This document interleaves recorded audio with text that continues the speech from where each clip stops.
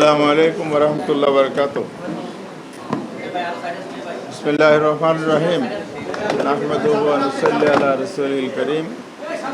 সম্মানিত সাংবাদিক বন্ধুগণ, আজকে বাংলাদেশ জামাত ইসলামীর পক্ষ থেকে আপনাদেরকে আমন্ত্রণ জানানো হয়েছে।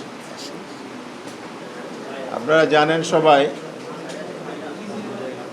চলমান আন্দোলনের কর্মসূচির অংশ হিসাবে আগামী 5 তারিখ চট্টগ্রাম অভিমুখে ঢাকা থেকে 11 দলীয় ঐক্যজোটের লং মার্চ প্রোগ্রাম ঘোষিত হয়েছে। সেটা 5 তারিখ প্রথম দিন আমরা শুরু করব। পর্যায়ক্রমে আরও 3টি বিভাগীয় শহর অভিমুখে লং মার্চ যাবে। 19 তারিখ রংপুর, এরপরে 31শে অক্টোবর হলো খুলনা কুষ্টিয়া, তারপরে 21শে নভেম্বর যাবে বাই ট্রেন সিলেট মহানগরীর মুখে। আজকে আমরা সকালে আমাদের স্থানীয় প্রতিনিধিদের সাথে বৈঠক করেছি। আবার গতকাল আমাদের বিভিন্ন বাস্তবায়ন কমিটি উপকমিটি আছে, তাদের সাথে মিটিং করেছি, প্রশাসনিকভাবে যোগাযোগ করেছি। সামগ্রিকভাবে যদি আমরা বলি, লং মার্চের প্রস্তুতি ব্যাপকভাবে এগিয়ে যাচ্ছে এবং সর্বত্র একটা সাড়া, উৎসাহ, উদ্দীপনা আমরা পরিলক্ষিত করছি। আজকে এই প্রস্তুতি এবং সামগ্রিক লং মার্চের বিষয় নিয়ে প্রেস ব্রিফিং হচ্ছে। আমাদের জামাত ইসলামীর সম্মানিত সেক্রেটারি জেনারেল, সাবেক জাতীয় সংসদ সদস্য মিয়া গোলাম পরওয়ার ব্রিফ করবেন। ব্রিফিংয়ে এই পর্যায়ে উপস্থিত আছেন ঢাকা মহানগরী দক্ষিণের আমির, জাতীয় সংসদের মাননীয় সংসদ সদস্য জনাব নুরুল ইসলাম বুলবুল, উত্তরের আমির এবং আমাদের কেন্দ্রীয় নির্বাহী পরিষদ সদস্য দুজনেই, উত্তরা আমির জনাব সেলিম উদ্দিন এখানে উপস্থিত আছেন, অন্যান্য নেতৃবৃন্দ উপস্থিত আছেন। এখন আমি অনুরোধ করছি সম্মানিত সেক্রেটারি জেনারেলকে সাংবাদিকদের উদ্দেশ্যে লং মার্চকে সামনে রেখে ওনার বক্তব্য তুলে ধরার জন্য।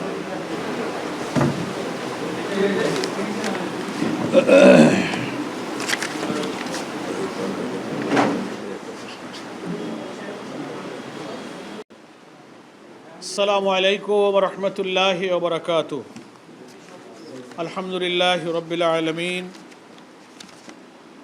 সালাতু ওয়াসসালামু আলা সাইয়্যিদিল মুরসালিন ওয়া আলা আলিহি ওয়া সাহবিহি আজমাইন। 11 দলীয় ঐক্যের ডাকে আমাদের উল্লেখযোগ্য অনেকগুলো গণদাবি আদায়ের লক্ষ্যে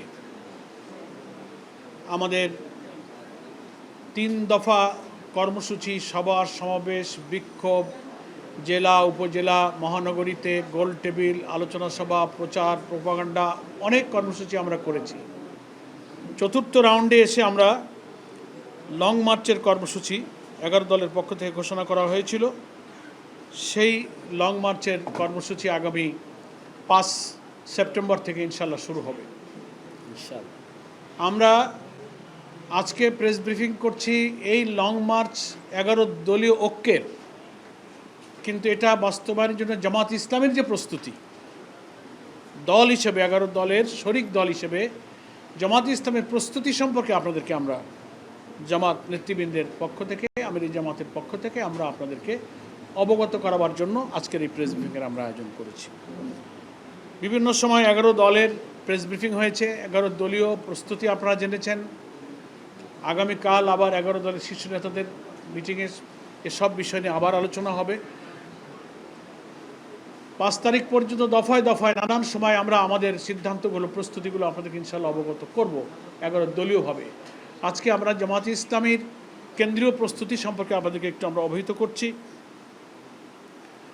প্রথম কথা হচ্ছে, আমরা 6টি প্রধান দাবিকে এই লং মার্চের ডিমান্ড হিসেবে, দাবি হিসেবে পোস্টার, লিফলেট, প্রচারণায় আমরা স্থান দিয়েছি। দাবির তো কোনো শেষ নেই, জনগণের দুর্ভোগেরও শেষ নেই। প্রথম হচ্ছে গণভোটের গণরায় বাস্তবায়ন, এটা আমাদের প্রথম দাবি। 2 হচ্ছে জুলাই গণহত্যার বিচার। 3 হলো বিদ্যুৎ, তেল, গ্যাস ও দেশে বিরাজমান সার সংকট নিরসন, এটা আমাদের এই লং মার্চের দাবি। 4র্থ, নিত্য প্রয়োজনীয় দ্রব্যমূল্যের ঊর্ধ্বগতি রোধ করা। 5ম, ভেঙে পড়া অবনতিশীল আইন শৃঙ্খলা পরিস্থিতির উন্নয়ন করা। সংঘাত, সংঘর্ষ, খুন, ধর্ষণ, একটা পরিবারের 4 জনকে খুন করা হয়েছে গাইবান্ধায় সেদিন, লাস্ট খবর। আর ধর্ষণ, ক্যাম্পাসে রক্ত ঝরা, যা আমরা দেখতে চাইনি, অপহরণ, এগুলো চলছে। এগুলোর পরিস্থিতির উন্নয়ন করা এবং এগুলো বন্ধ করা আমাদের এই লং মার্চের একটা দাবি। 6 হলো প্রশাসনের সর্বস্তরেই আমরা বলবো, একেবারে সরকারি পদ, স্বায়ত্তশাসিত পদ, আধা সরকারি এবং বিভিন্ন জায়গায় কর্পোরেশন, জেলা পরিষদ, শিক্ষা মন্ত্রণালয়, শিক্ষা বোর্ড সহ নানান জায়গায়, ইউনিভার্সিটির ভাইস চ্যান্সেলর থেকে নিয়ে, সংকীর্ণ দলীয়করণের প্রতিবাদ এবং এটা বন্ধ করা। এই 6টা দাবি আমরা আমাদের প্রধান দাবি হিসেবে লং মার্চের কর্মসূচিতে আমরা উল্লেখ করেছি। আমাদের ক্যাম্পেইনে, প্রচার প্রচারণায় আমাদের এটা প্রাধান্য পাচ্ছে। সম্মানিত সাংবাদিক বন্ধুগণ, প্রিয় দেশবাসী, আমরা আমাদের দেশবাসীর সহযোগিতা চাই। বিশেষ করে 5ই সেপ্টেম্বর শনিবার সকাল 7টায় আমরা ঐতিহাসিক বহু আন্দোলনের স্মৃতি বিজড়িত শাপলা চত্বরে সমবেত হয়ে সেখান থেকে চট্টগ্রামের আরেক সকল আন্দোলনের সূতিকাগার লালদিঘির ঐতিহাসিক ময়দানে আমরা গন্তব্যে পৌঁছানোর উদ্দেশ্যে যাত্রা আমরা শুরু করব শাপলা চত্বর থেকে। পথে পথে এই বিশাল মহাসড়কের 2 দিকের সমস্ত জেলা, থানা, উপজেলা, গ্রাম, ইউনিয়ন, ওয়ার্ড, সমস্ত মানুষের, জনসাধারণের সহযোগিতা এবং দোয়া আমরা কামনা করছি।